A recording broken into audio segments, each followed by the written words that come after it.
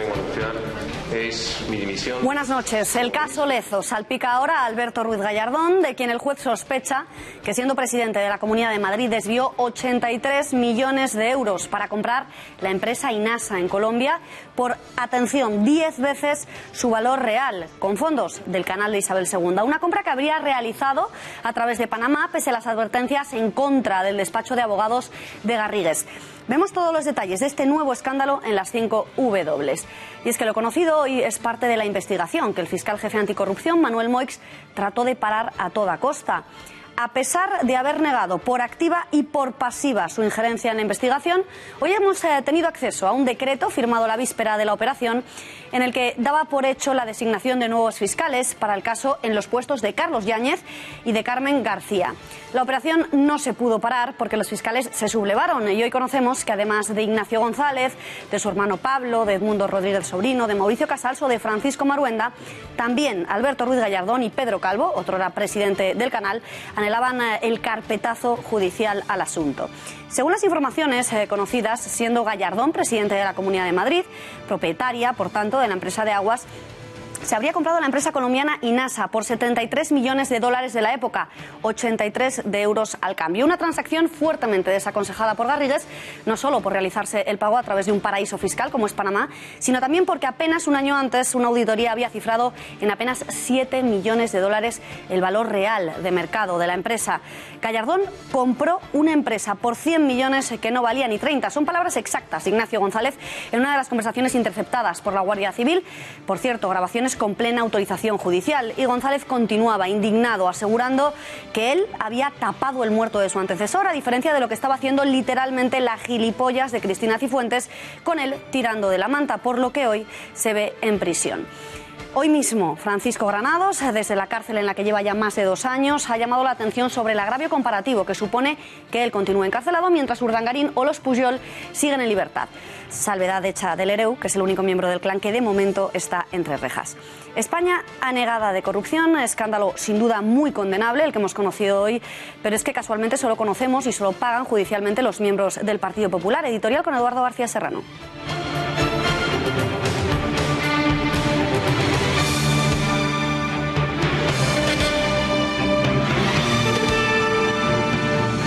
Buenas noches, Beatriz. El verso suelto del PP, el niño de la derecha mimado por el Grupo Prisa, a quien el periodismo social progresista utilizaba para darle leña al PP a través del halago a Alberto Ruiz Gallardón, a quien, por cierto, una de las frívolas y ágrafas musas de la radio progre, Julia Otero, llegó a decirle en antena, para regocijo del susodicho: ¿pero qué hace un hombre tan inteligente como usted en el PP? Está siendo investigado por la UCO porque la operación Lezo no comienza con Ignacio González. Se inicia con la presidencia del verso suelto de la Comunidad de Madrid y de su hombre, en el canal de Isabel II, Pedro Calvo. Según la UCO, esas son las fuentes del Nilo de corrupción que convirtieron las aguas políticas, financieras y empresariales del canal en un auténtico albañal.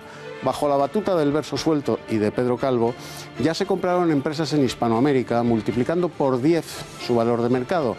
Y el sobreprecio, más de 80 millones de euros, ¿a dónde fue a parar? Pues justo ahí, donde están ustedes pensando, pero habrá que esperar a que la UCO y el juez lo certifiquen. Por cierto, no se dejen ustedes engañar por todos los que ahora gritan al ladrón, señalando al PP. Ninguno de ellos, ninguno, aguantaría la prueba del algodón de la UCO, empezando por el PSOE, siguiendo por Podemos y acabando por los separatistas.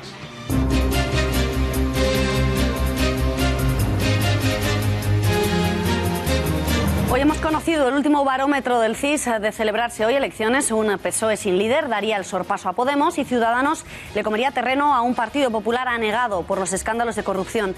También los españoles han puesto nota a nuestros dirigentes. Mariano Rajoy es el líder peor valorado y Alberto Garzón el mejor. Entre los ministros encabeza la lista Soraya Sáez de Santamaría, y de todos los políticos el que mejor nota saca es Joan Baldoví. Analizaremos sus perfiles con la ayuda de un experto en comunicación no verbal. España, como he dicho antes, estará en condiciones de abandonar el procedimiento de déficit excesivo en 2018. Imaginamos que ahora el patriarca de los Pujol sabrá ya quién es la UDEF, la unidad de policía encargada de hacer público el modus operandi del clan para mover el dinero de Andorra. Soy la madre superiora, necesito 2 misales, dáselos al capellano. Traducido del pujolense al castellano, soy Marta Ferrusola, necesito 2 millones, dáselos a mi hijo Jordi. Preguntado al respecto, Pujol padre ha reaccionado como van a ver.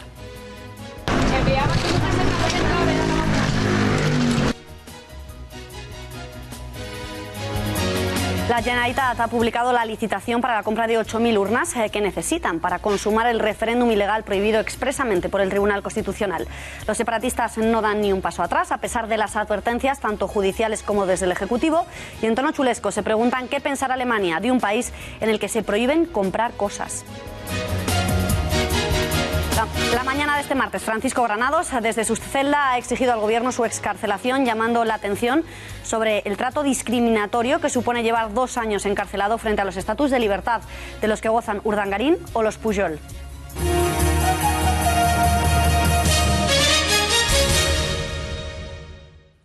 El PSOE escala posiciones y se coloca de nuevo como segunda fuerza más votada por detrás del Partido Popular. Son los resultados que tendrían lugar en caso de celebrarse hoy elecciones. Unos socialistas desnortados y sin líder consiguen dar el sorpaso a Podemos y se quedan a solo 11 puntos del partido en el gobierno, que tampoco sale bien parado de este último barómetro del CIS. Ciudadanos recorta posiciones, roza el 15% de los votos, la mitad que el PP, que obtiene un 31%. En Ferraz no dan crédito a su suerte y aunque su 19,9% le coloca en un empate técnico con los morados, consigue aventajarles en 2 décimas. En la formación morada han querido restar importancia a este sondeo. Lo ha hecho su portavoz parlamentaria y jefa de gabinete, Irene Montero, asegurando que no es el momento de pensar en clave electoral. Mala práctica sería la de una formación política que estuviese pensando en clave electoralista o en clave de encuestas en un momento de excepcionalidad como el que vivimos. Más ilusionados con el resultado que arroja esta encuesta se ha mostrado el líder de Ciudadanos, que interpreta las cifras como el resultado de que los ciudadanos precisamente perciben cuando las cosas se hacen bien. Que nadie se equivoque, una cosa es trabajar con rigor y otra es pastelear. Y nosotros no vamos a pastelear.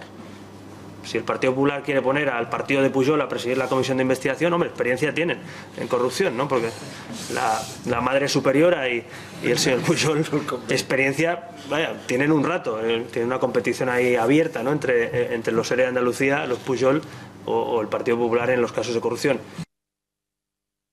Una lectura extrapolable a las notas que obtienen nuestros líderes. Alberto Garzón es el mejor valorado, roza el aprobado con un 4,26 de nota, seguido por el presidente de la gestora socialista, que se mantiene segundo en el podio, del que tampoco se baja Albert Rivera. El líder de Ciudadanos obtiene una puntuación de 3,68. También sube respecto al anterior sondeo Pablo Iglesias, es el cuarto de la lista con una media de 3. Y por último, el peor valorado es nuevamente Mariano Rajoy, con una calificación que ni siquiera llega al 3, 2,9. Un punto prácticamente menos que su número 2, que Soraya Sáez de Santamaría. Es la ministra mejor valorada del gobierno y consigue mantener la distancia con su principal rival interno, María Dolores de Cospedal, aunque la ministra de Defensa, eso sí hay que decirlo, ha experimentado una mejoría respecto al sondeo de enero. Del 2,76 pasa al 2,96. Y como decíamos, entre los líderes nacionales ocurre lo mismo que con los ministros, que ninguno aprueba, pero algunos obtienen mejores calificaciones que otros. Vamos a analizar ya sus perfiles de la mano de Cristian Salomoni. Cristian, muy buenas noches. Buenas noches. Profesor de comunicación no verbal. Bueno, pues si te parece, vamos a empezar. Y vamos a empezar pues por el mejor valorado, que sería, como hemos dicho, Alberto Garzón, líder de Izquierda Unida, recibe una nota de 4,26 sobre 10, no es mucho, pero es el mejor. Vamos a ver si te parece algunos de los momentos protagonizados por él y ahora los comentamos. Llevamos insignias republicanas, desde una bandera hasta insignias pequeñas, como puede ser un pin o una camiseta. Creo que es una representación de una parte de esta sociedad y que de hecho tiene aquí, por eso estamos hoy aquí presentes, como origen, en este caso concreto, la posible privatización y la privatización parcial de un servicio público. Por eso les recomiendo, les sugiero que vuelva a leer, a releer el libro de Keynes, Las consecuencias económicas de la paz. Me imagino que ya lo ha leído, pero por si acaso yo se lo voy a regalar en el día de hoy en nombre de nuestro grupo parlamentario. Garzón es joven, luce un look informal, aunque más cuidado, por ejemplo, que sus compañeros de coalición, con barba. Es habitual verle también vistiendo americana. ¿A qué se deben sus tan malísimos resultados, Cristian, si luego vemos que es el que más gusta? Porque a los españoles nos gusta la gente que va por casa, en el sentido de la gente más natural, gente que se entiende. Y Garzón es una persona que se entiende, comunica a través de su comunicación verbal y no verbal, y aunque no estés al tanto de lo que está contando, él sabe comunicar de manera eficaz. Y esto llega a las personas, llega a nosotros seres humanos que estamos programados para entender esa comunicación verbal y no verbal, y funciona. Eso respecto a su comunicación, como decíamos, pero ¿y qué nos puedes decir, por ejemplo, de su look? Su look es informal, también estamos en el mismo plano, a la gente le gusta, a la gente que podríamos ser cualquiera. Por supuesto, lo que pasa a la gente, a los electores, le gusta la congruencia, y él es congruente con sus valores, de la base, de las personas comunes, y esto por eso se valora muy bien, la congruencia. Se valora muy bien, pero luego en las urnas parece ser que les gusta su look, porque pero no le votan. Porque hay muchos factores de tener en cuenta, no solo la comunicación no verbal. Cristian, pues vamos a avanzar, porque en segundo lugar, lo decíamos, el presidente de la gestora socialista, Javier Fernández, una nota un poquito inferior, 4,12, pero bueno, se mantiene el primero de los 4 partidos más votados. Fernández luce canas, no lleva barba, suele vestir de manera conservadora, aunque en multitud de ocasiones, eso sí, hay que decirlo, no lleva corbata. Quienes le conocen le definen como calmado y como moderado. No puede haber un concepto que responda a más de un significado. Entonces, en términos jurídico-políticos o jurídico-constitucionales, la nación política es una.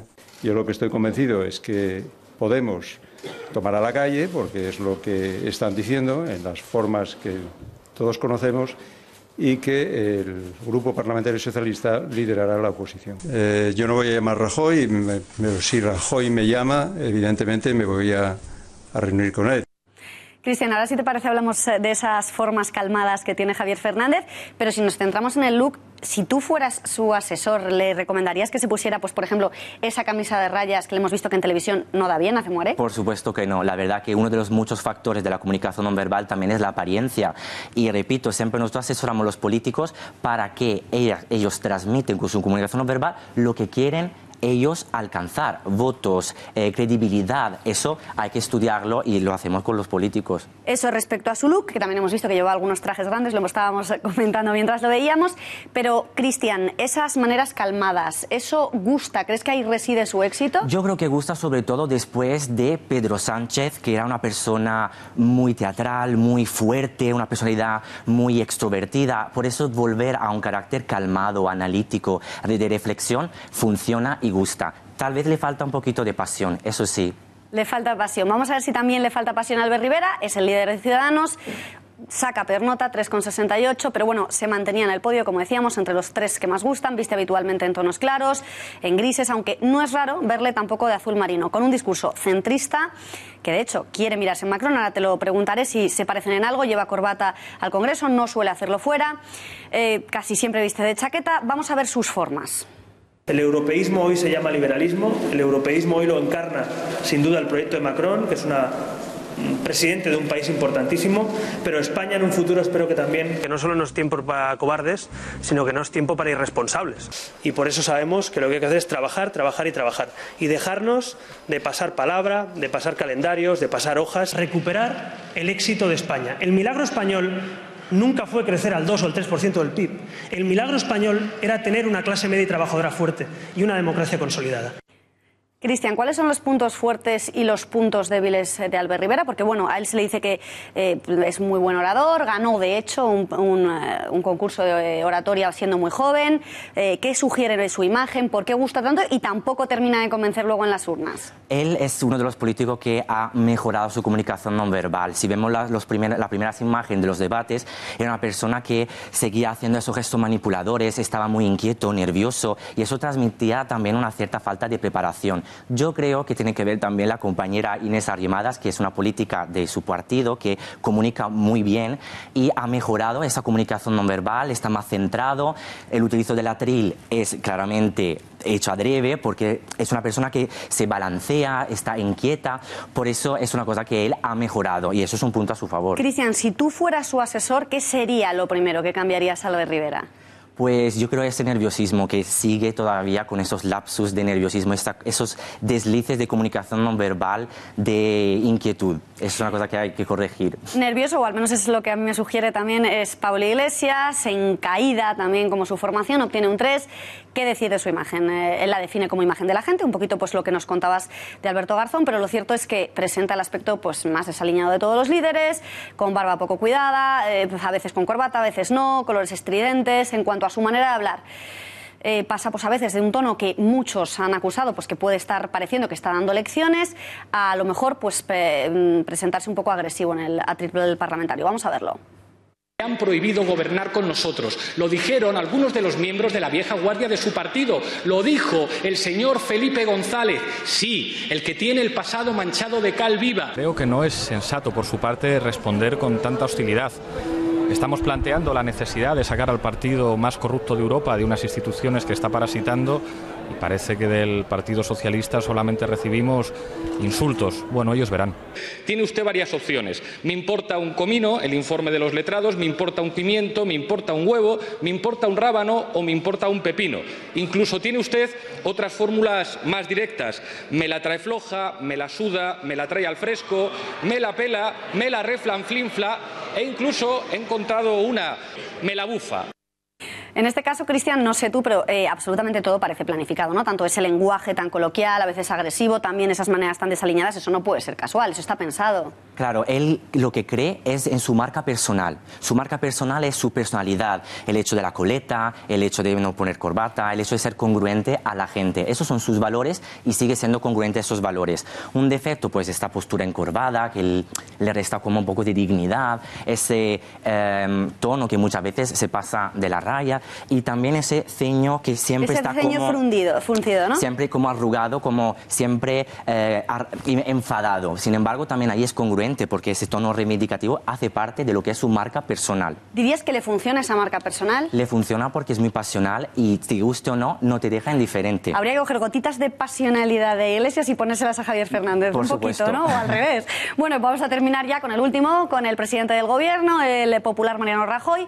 2,9 de nota. Rajoy, pues ya lo sabemos todos, luce barbacana, pelo oscuro, casi siempre viste de traje y corbata, excepto cuando hace deporte, cuando le vemos en sus vacaciones. Y su manera de hablar también es muy característica. Yo sé que las cosas no están fáciles, que van a ser difíciles, pero tengo ganas, tengo ilusión. El tipo general del IVA aumentará 3 puntos, del 18 al 21. El tipo reducido del 8 al 10. Y es el alcalde el que quiere que sean los vecinos el alcalde. Me gusta Cataluña, me gustan sus gentes, su carácter abierto, su laboriosidad. Son emprendedores, hacen cosas. España es una gran nación y los españoles, muy españoles y muchos españoles. Cristian, bueno, esa manera característica de hablar, la imagen, lo hemos hablado aquí en infinidad de ocasiones, es un poquito anquilosada, ¿no? Quizás no es tan moderna como sería deseable en un presidente del gobierno, pero esa manera de hablar, ¿le recomendarías como asesor que fuera un logopeda? Le recomendaría muchas cosas, porque lo que le pasa es que olvida que la comunicación es también no verbal. Lee papeles, cuando podía hablar tranquilamente, llegar mucho mejor a la gente.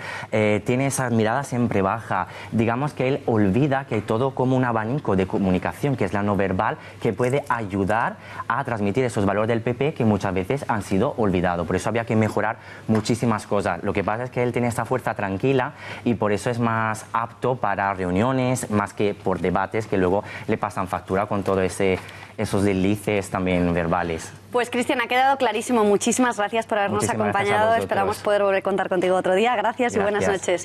Bueno, pues hemos escuchado la opinión de un experto. Eduardo, ¿coincides tú con la percepción de nuestros dirigentes, de nuestros líderes, de nuestros ministros que tienen los ciudadanos? Yo les hubiera dado todavía peor nota. A todos ellos, sí. Don Manuel Azaña, al que le faltó una H en su apellido para hacer lo que no se atrevió a emprender, nefasto intelectual de buena prosa y político catastrófico, definió a sus colegas de la Segunda República, a los que él pastoreó, como una caterva de botarates. Si don Manuel Azaña viese la valoración que sus compatriotas hacen hoy de sus dirigentes políticos, diría sin duda que los españoles seguimos en manos de una caterva de botarates. No cabe otro análisis, pues ninguno de ellos alcanza el 5 raspado con el que aprueban los exámenes los zánganos que vivaquean en el rincón del vago. Todos ellos suspenden en la estimación de los españoles, siendo el más valorado un botarate comunista como Alberto Garzón y el peor puntuado, paradójicamente, el presidente del Gobierno, al que además los españoles se muestran dispuestos a seguir votando, aun siendo el peor valorado de todos ellos, porque a la fuerza ahorcan y porque los que sacan mejor nota que él solo alcanzan el sobresaliente cum laude en su capacidad destructiva de la nación española. Ese es el drama con el que nos hemos acostumbrado a convivir a diario, que, con suerte, solo una vez cada 4 años, nos vemos obligados a elegir entre una caterva de botarates votando al menos malo, aunque consideremos que es el peor de todos ellos.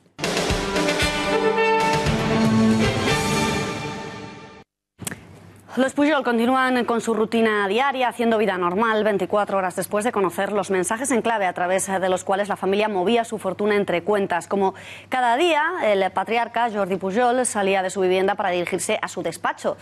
Lo decimos tras conocer que su familia obtuvo, según la UDEF, un beneficio económico no justificado de 69 millones de euros en sus cuentas de Andorra. Desde el año 1990 es cuando la UDEF cifra que comenzaron una operativa para ocultar grandes sumas de origen desconocido que responde a un plan, según siempre la UDEF, preconcebido y ordenado. Así lo decía en su informe. Preguntado por los mensajes en clave que supuestamente habría usado su mujer, Pujol ha dado la callada por respuesta, haciendo bueno el refrán que asegura que quien calla otorga.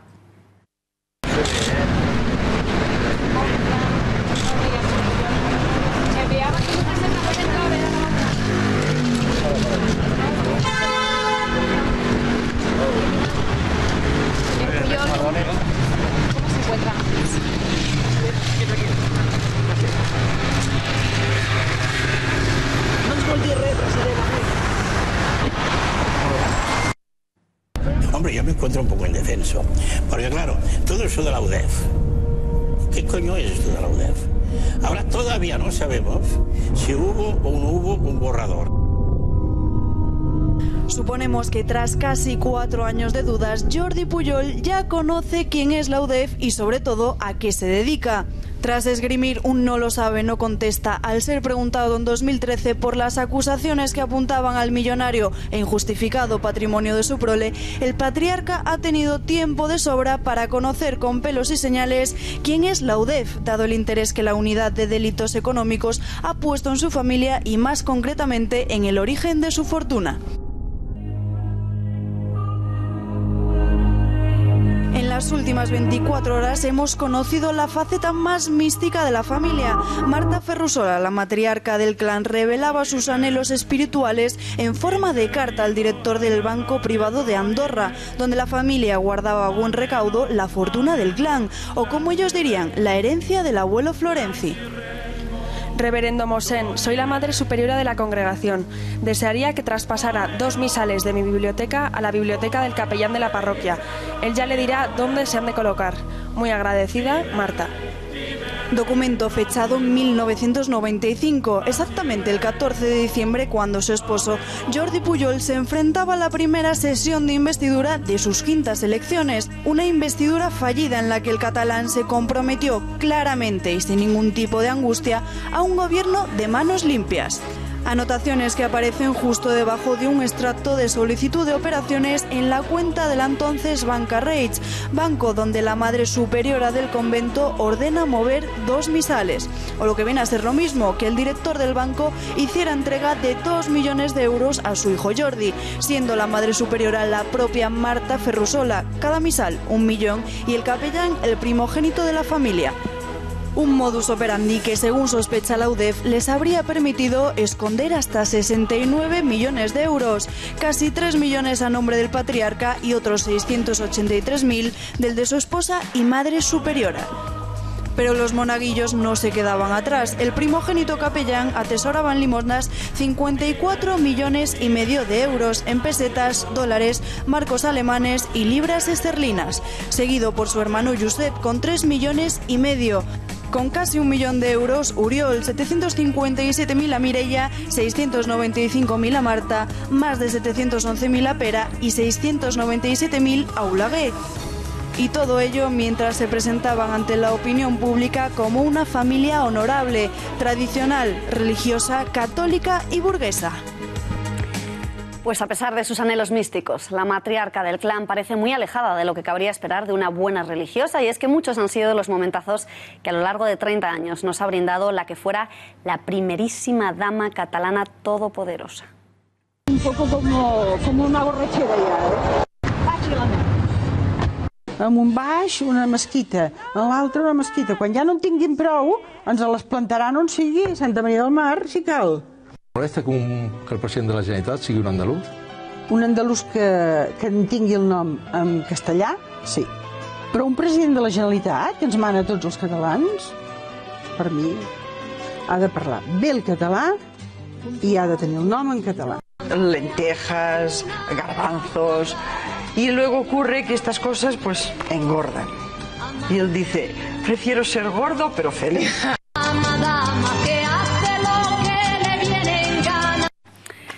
Pero si lo conocido les recuerda a cualquiera de las películas de la saga del Padrino, agárrense a sus sofás porque la información hoy ya va un paso más allá y trasciende una información, unos nuevos datos según los cuales los Pujol habrían seguido un manual proporcionado por la propia banca privada de Andorra para blanquear y defraudar a Hacienda. Con fecha de 2013, el documento al que hemos tenido acceso en este informativo explica que Andorra dejará de ser un país seguro para tener dinero negro y se ofrecen consejos de cómo mover el dinero a otros paraísos fiscales. Pujol Ferrusola, de hecho, siguió ese manual y se llevó su fortuna a Panamá, paraíso fiscal que le recomendaban desde el propio banco. El banco tenía el detalle, imaginamos que solo con sus clientes más VIP, de asesorarles sobre las mejores maneras para desviar su fortuna. Eduardo, esto es como si el profesor te pone el examen y te da la chuleta, ¿no? Incluso más grave. Vamos a ver, Beatriz, cuando cualesquiera de los presuntos bandoleros de la banda de los Pujol cruzaba la frontera para ir a Andorra, no precisamente a solazarse con el último tango en París, y entraban en una de las guaridas financieras tan elegantes del minúsculo Principado, saltaban todas las alarmas de seguridad destinadas a detectar catetos celtibéricos, de esos que, como los Pujol, llevan el botín de sus saqueos en bolsas de basura, que, por cierto, hace falta ser, pero que muy gañán, para llevar la pasta en la bolsa de las mondas de patatas, de las cáscaras de plátano y de las raspas de pescado, en vez de transportarlo en una bolsa de Louis Vuitton o de Loewe. Cuando los Pujol entraban en la banca privada andorrana, como Paco Martínez Soria en Horcher, con el latillo del botín en bandolera, el director del banco, que, como todos los de su gremio, no le hace ascos a un buen montón de pasta, no pregunte su procedencia y métela en la caja, esa es la única ley de la banca, salía a recibirlos un poco azorado, porque un cateto separatista siempre desentona, y más, en las guaridas financieras de la aristocracia europea. Les pasaba a su despacho y les daba un manual, en catalán por supuesto, para que aprendiesen a blanquear y a burlar a la hacienda pública española. En Andorra es que se aprende mucho. Muchos españoles aprendieron el polivalente uso de la mantequilla y los Pujol aprendieron a robar como los ladrones de guante blanco y de cuello duro. Pues se puede decir más alto, pero no más claro, Eduardo. A pesar de todo lo conocido en Cataluña, los separatistas y herederos políticos de los Pujol siguen a lo suyo. Hoy el BOE catalán ha publicado la licitación de las 8.000 urnas que necesitan para celebrar el referéndum ilegal, a pesar de que tanto el Gobierno como la justicia han advertido a los dirigentes, también a los empresarios, de que quienes ayuden a poner en marcha el plebiscito ilegal incurrirán también en un delito de desobediencia, por lo que podrían ser sentados en el banquillo. Desde la Generalitat aseguran que las urnas no se usarán exclusivamente para el referéndum, sino también para futuras citas electorales, en un nuevo intento de eludir a la justicia y desacatar las sentencias. Y no se quedan ahí las estratagemas de los independentistas. Apenas un día después de sentarse ante el juez, acusada de prevaricación y desobediencia, la presidenta del Parlamento Regional, Carme Forcadell, se preguntaba qué van a pensar en Alemania, de un país donde no se dejan comprar cosas. Ens queda molt malament. És a dir, que en aquest país no se es libre de... Nos quedamos muy mal, porque en este país no se es libre ni de comprar lo que se quiere. ¿No podemos comprar lo que queremos? ¿Un gobierno no puede comprar urnas? Imaginaros a nivel internacional que el gobierno de Cataluña quiere comprar urnas y dicen que perseguirán a las empresas que les vendan las urnas. ¿Eso cómo puede sonar en Alemania? ¿Y en la Europa democrática? Es terrible, esto es terrible. És terrible, això, és terrible. Forcadell no escarmienta, pero el Gobierno tampoco cambia de posición con respecto a Cataluña y afirma tajante que no hay rendijas para la ilegalidad, sin especificar cómo piensa pararlo. Los políticos que gobiernan en estos momentos la Generalitat o instituciones catalanas, que no va a haber en España escapismo legal. no hay ninguna rendija por la que se pueda colar una sola ilegalidad y que por lo tanto pueden seguir en pasos hacia adelante para intentar engañar. Y atención a las imágenes que les vamos a mostrar, que son una pequeña muestra del clima de violencia, agresividad, rabia y revanchismo del que hacen gala en la CUP. Miembros de las juventudes de ese partido, formación, por cierto, que sostiene a Puigdemont al frente del gobierno de la Generalitat, asaltaron el pasado día 1 de mayo, en pleno puente del Día del Trabajador, algunos hoteles de Barcelona. Lo hicieron a martillazos, disfrazados con pelucas y, como decimos, armados con martillos. Eran miembros de Arran. ¿Qué hicieron? Golpearon una y otra vez los cristales del Hotel Catalognia Magdalenes, como se puede ver en las imágenes. Un asalto que, según denuncian desde el Partido Popular, estuvo en todo momento apadrinado por concejales de la CUP, socios también de Ada Colau en su plan de prohibición de hoteles en Barcelona. Cabe recordar que estos violentos son los mismos que asaltaron la sede del Partido Popular en Cataluña o los autores del vídeo blasfemo en el que las lesbianas se morreaban en la Catedral de Montserrat. ¿Qué dicen de todas estas agresiones estos violentos, estos jóvenes? Que quien sembra la miseria recoge la rabia.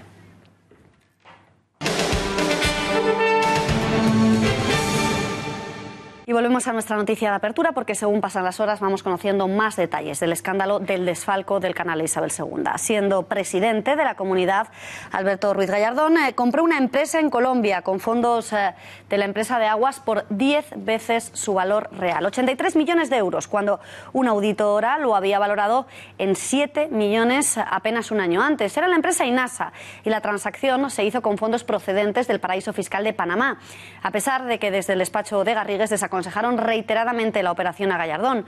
Una información que además, según se sustrae de las conversaciones grabadas por la Guardia Civil, Ignacio González conocía al dedillo, llegando a asegurar que él le había tapado el muerto a Gallardón, a diferencia de lo que estaba haciendo literalmente la gilipollas de Cifuentes con él.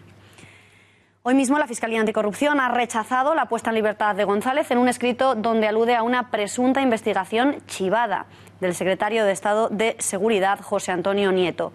Y es que el Ministerio Fiscal ha apuntado directamente al número 2 de Interior como el supuesto autor del chivatazo a González y sostiene que los acusados usaron contactos para entorpecer todo el procedimiento. Además, los fiscales rechazan que no exista riesgo de fuga, como alega González, mientras que, por su parte, el ministro respalda su número 2 y pide no lanzar hipótesis que no hayan sido comprobadas.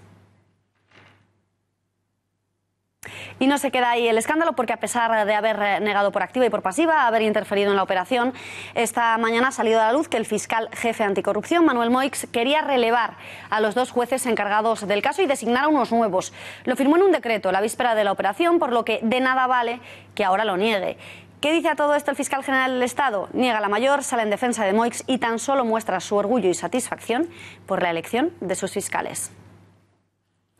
Francisco Granados, en prisión provisional desde hace 32 meses, ha pedido al juez su libertad condicional para cuidar de sus hijas en su modesta, dice, casa hipotecada. Lo hace llamando la atención al juez sobre el agravio comparativo que supone su caso personal en comparación con otros investigados e incluso condenados en situación de libertad, en clara alusión a la familia Pujol o a Iñaki Urdangarín.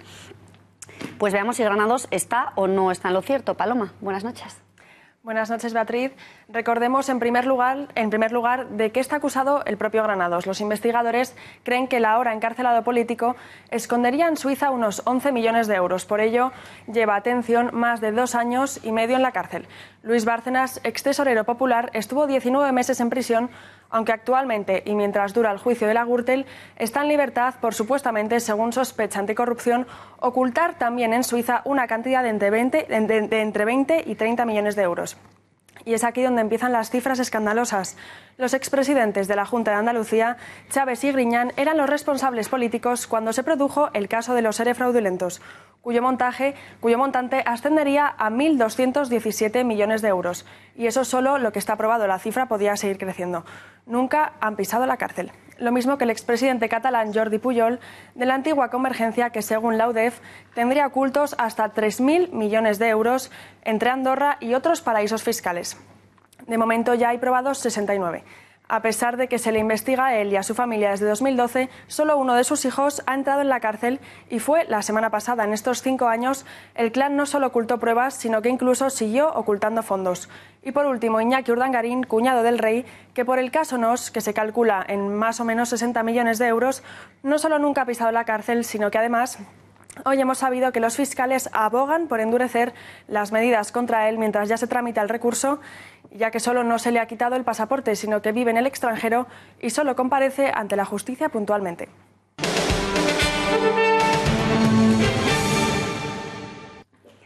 Pedro Sánchez será el encargado de cerrar el único debate que mantendrán los candidatos a las primarias el próximo día 15 de mayo en la sede de Ferraz. Información que conocemos el mismo día en el que Josep Borrell ha decidido unirse a las filas del defenestrado secretario general. Lo ha hecho al tiempo que ha exigido a los candidatos no influir en los militantes, ya que dice ya son mayorcitos, pero al tiempo brindando públicamente su apoyo al rival de Susana Díaz, de quien dice tiene más posibilidades de ganar y puesto que coincide más con su visión de modelo de partido. Poco a poco, según se acerca la fecha, los peones se van colocando en el tablero. El último en posicionarse en el bando de Sánchez es, como les acabamos de contar, Josep Borrell. En Gaceta aprecian ciertos parecidos y similitudes en la trayectoria de ambos. Veamos en qué se sustenta esta teoría de la mano de Pepe García Saavedra. Pepe, buenas noches.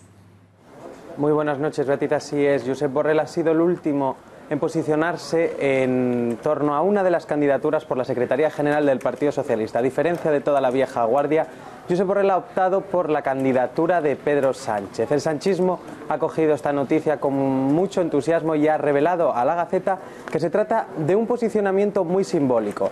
Recordemos que Josep Borrell concurrió a las primarias en el 98 contra Joaquín Almunia. Hay cierto paralelismo entre lo que ocurrió en aquellos años y lo que podría ocurrir ahora con Pedro Sánchez. ¿Por qué? En el 98 Josep Borrell tenía en contra a todo el aparato, al igual que Sánchez. También tenía en contra a los varones, como le ocurre a Sánchez, y aún así ganó por una aplastante mayoría, incluso con el 90% de los votos en algunas provincias. En el caso de Sánchez habrá que esperar hasta el próximo 21 de mayo para ver si cosecha el mismo éxito y logra hacerse así con el efecto Borrell. Por el momento, Josep Borrell, el expresidente del Parlamento Europeo, ha pedido a la gestora que se mantenga totalmente neutral en este proceso y ha dicho que es algo difícil porque muchos líderes de la gestora, muchos representantes, tienen ciertos vínculos y lazos con la candidatura de Susana Díaz. Muchísimas gracias, Pepe. Pues mientras Borrell apuesta claramente por Sánchez, José Bono se sitúa junto a Susana Díaz, a su juicio la única que puede volver a llevar al PSOE a la Moncloa, puesto que dice que Sánchez tan solo sabe perder y ya lo ha demostrado en muchísimas ocasiones. ¿Qué dice Díaz? Lo van a ver. Así que voy a vivir con intensidad, con ilusión los 15 días que quedan por delante, porque quiero que el PSOE se levante y se levante para volver a hacerse cargo de este país y ser la alternativa de gobierno cuanto antes que España merece y necesita. Y a la vista de los datos del CIS, hoy estoy más convencida de que eso es posible y que ese camino lo vamos a recorrer. Que queda camino, pero que lo vamos a recorrer. Y posible es también lo que está haciendo Patxi López, que insiste en el choque de trenes si él no resulta elegido, a pesar de haber cosechado tan solo 11.000 avales. Choque de trenes y así insiste machaconamente en su nuevo spot de campaña.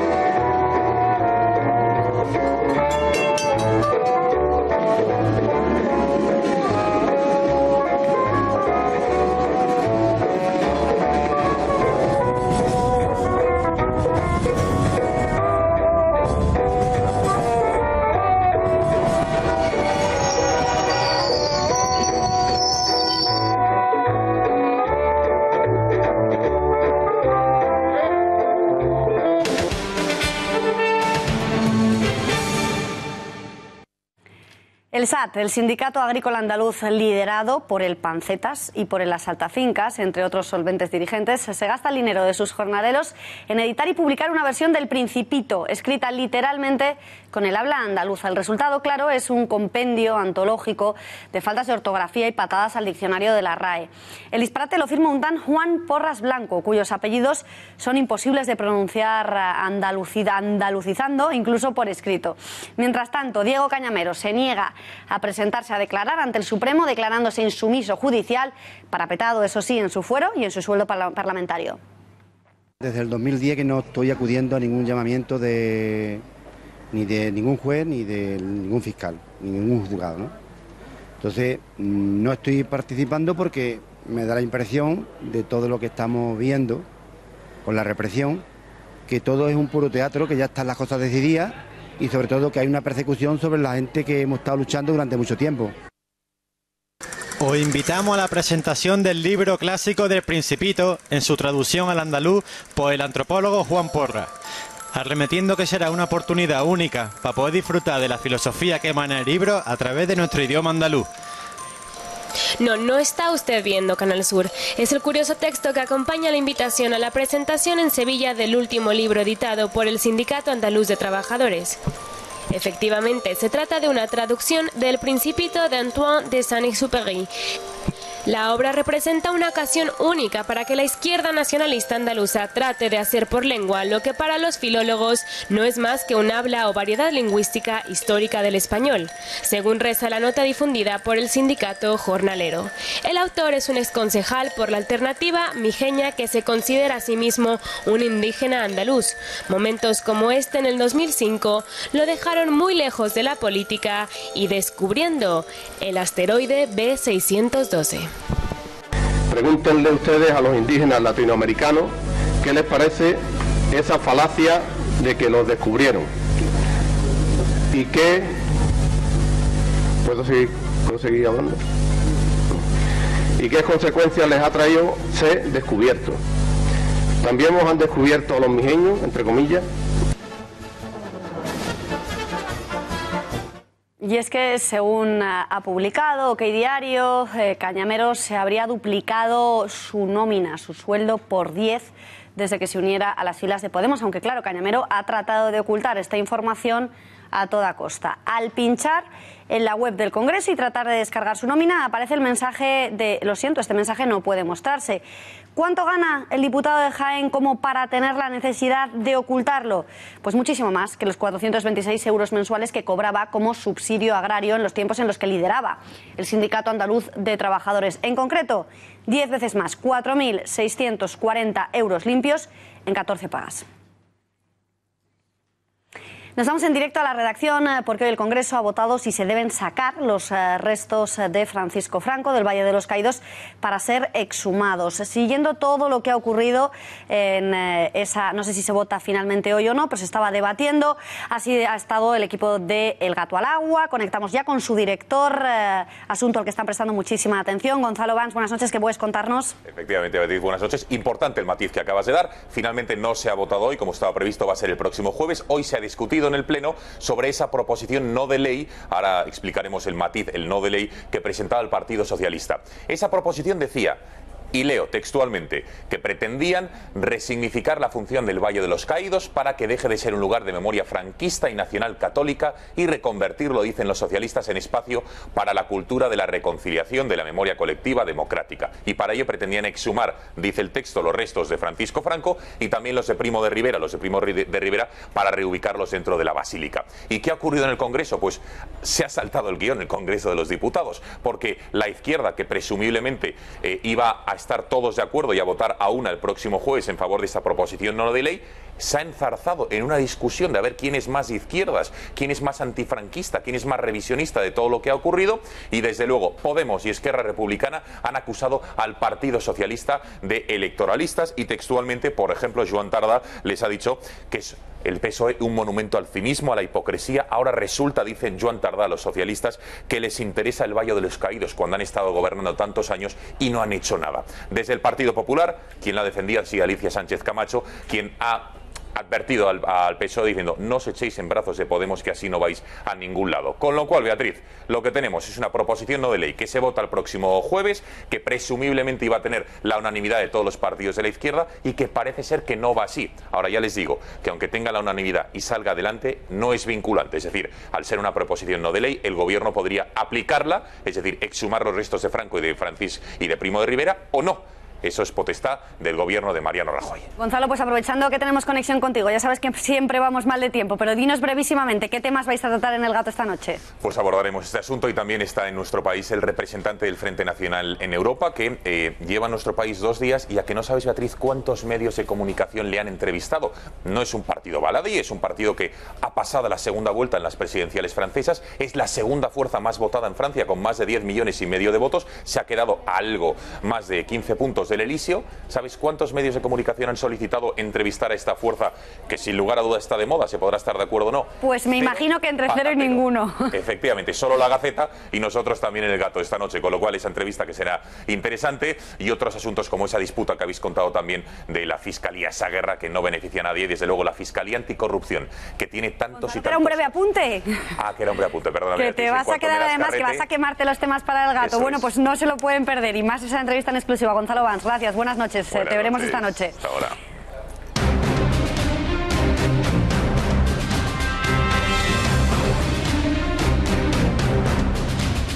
Nos ha hecho que ganemos España, pero sobre todo la Guardia Civil y la Policía Nacional, que gane una gran confianza y respeto en los gobiernos de estos países, en las fuerzas de seguridad de estos países.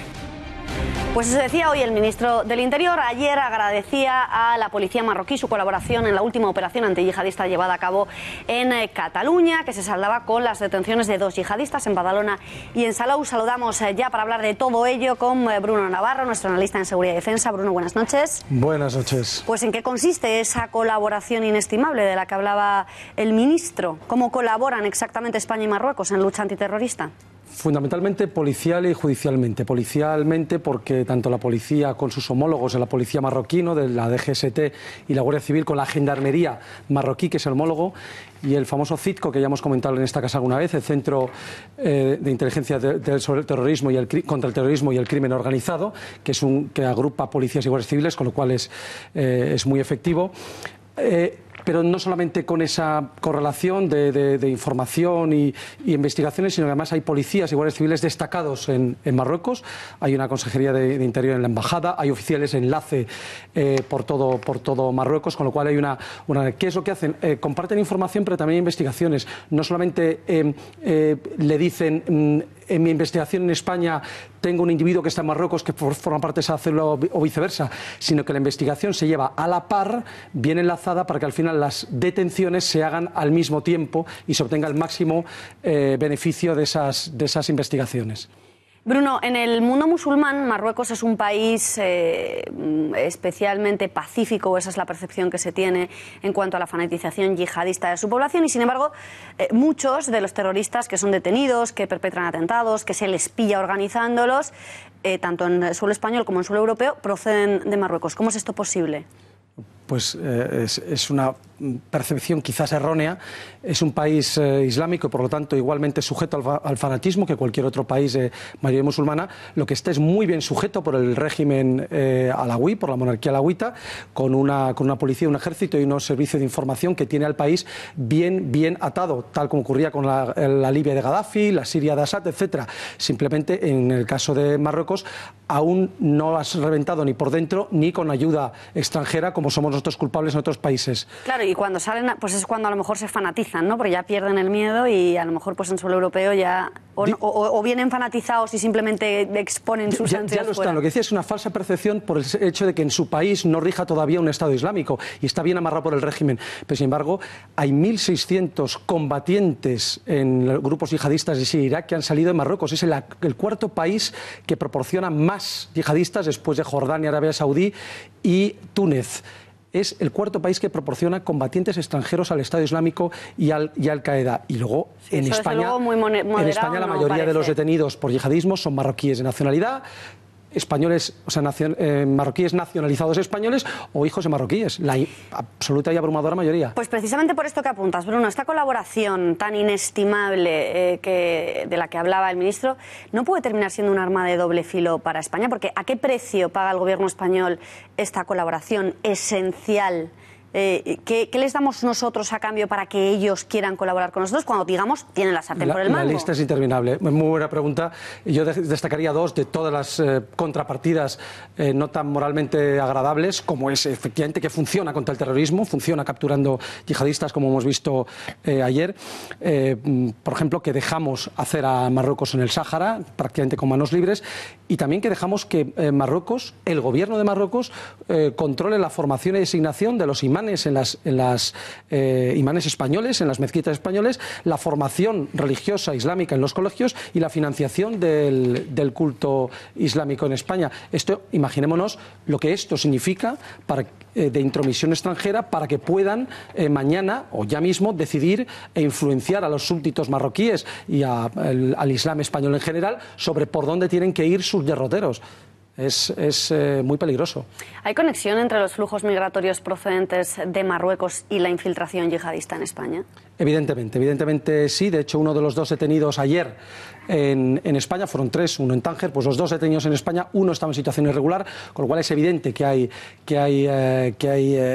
una relación causa-efecto, pero no es necesario. Es decir, no hace falta infiltraciones a través de la valla o infiltraciones a través de los flujos migratorios en general, porque ya tenemos en España un 4% de población musulmana susceptible, por lo tanto, de radicalización. Y especialmente en cuenta que hay un 10%, el 10% de los presos españoles son marroquíes, cuando suponen un 1,5% de la población. Hablo de nacionalidad marroquí, no de musulmanes. El 1,5% de la población española es marroquí. El 1,5%. Y, sin embargo, corresponden el 10% de los presos españoles. Esto es una población, lógicamente, muy fácilmente influenciable a la hora de la radicalización islámica. Con lo cual, no hace falta, aunque lo hay, que vengan de fuera. Perdona, Bruno, ¿y la radicalización te consta que también se produce en las cárceles españolas? Porque esto es algo que se ha hablado mucho a nivel internacional. Se habla de las mezquitas, se habla de las cárceles. Yo no sé si en las cárceles en España se está tomando medidas para evitar que los presos islamistas se radicalicen aún más o que algunos puedan ser contagiados. Imagínate que detienen a un marroquí moderado que no ha sido radicalizado por robar en una tienda y de repente le ponen con uno al lado que es un yihadista y pues por contagio, digamos. ¿Esto se está controlando? Correcto, eso es así. Antes era mucho más elevado, se empezaron a poner medidas, en la cárcel es relativamente fácil y es cierto que el porcentaje de radicalizados actuales y de yihadistas detenidos que se han radicalizado en las cárceles es menor, sigue siendo un foco de atención y un foco, pero ya es mucho menos importante. Las aulas españolas van creciendo pero siguen bajo, las cárceles españolas han bajado y sobre todo las declaraciones online o offline, ¿verdad? Efectivamente, tanto en mezquitas legales o ilegales como en domicilios particulares, centros deportivos, etcétera, donde es muy difícil llegar. Bruno, la mayoría de detenciones que se producen en España, que se producen en suelo español, proceden de células cuya base de operaciones, o eso es lo que nos cuentan, es sobre lo que te quiero preguntar, está en Cataluña. Bueno, es una inmigración que, como sabemos, los separatistas, pues al no ser una inmigración de países de Hispanoamérica que hablan español, pues les interesaba acoger este tipo de inmigración. Pero ¿es posible que en un tiempo, y si es así me gustaría preguntarte cuánto tiempo, pudiera configurarse una no-go zone o, bueno, una especie, para que nos entiendan todos los espectadores, estas zonas, estas especies de barrios en las que la policía prácticamente no puede entrar, tipo lo que existe en Bruselas, Molenbeek o la infinidad de barrios que existen en París o en Londres? ¿Es posible que eso en España ocurra? Y si es así, ¿en cuánto tiempo?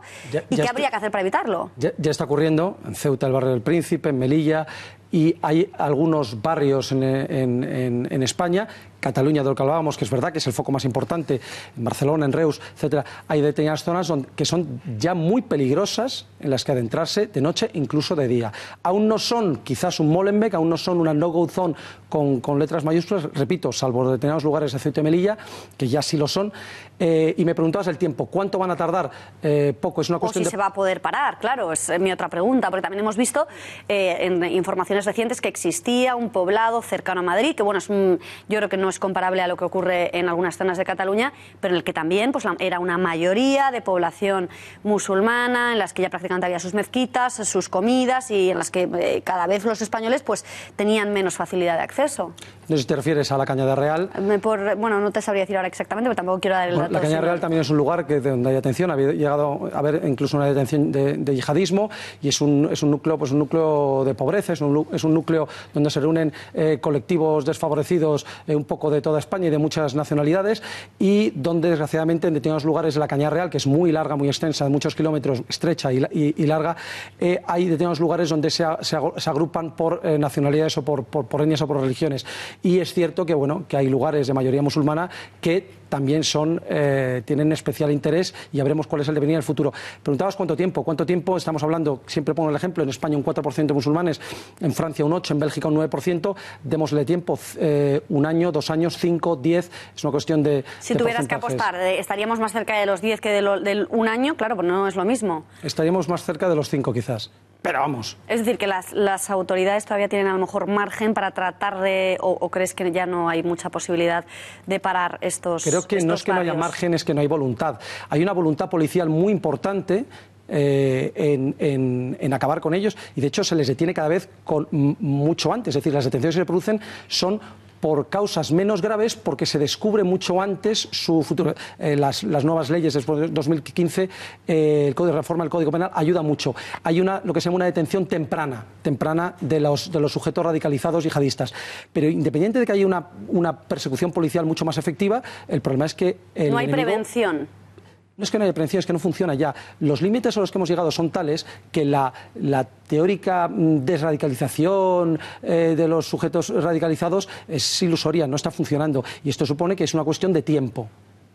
Bueno, pues también es una cuestión de tiempo, el nuestro, que se ha acabado. Bruno, muchísimas gracias por habernos acompañado. Siempre. Les dejamos con tiempos modernos, después Gracias por Nada. El gato al agua, ya les ha contado Gonzalo prácticamente la totalidad de lo que van a hablar. Nosotros volvemos mañana a las 8:30 de la tarde, no nos fallen, aquí estaremos y les contaremos las últimas horas, todas las noticias con nuestro análisis y con nuestra particular visión. No nos fallen. Buenas noches, hasta mañana.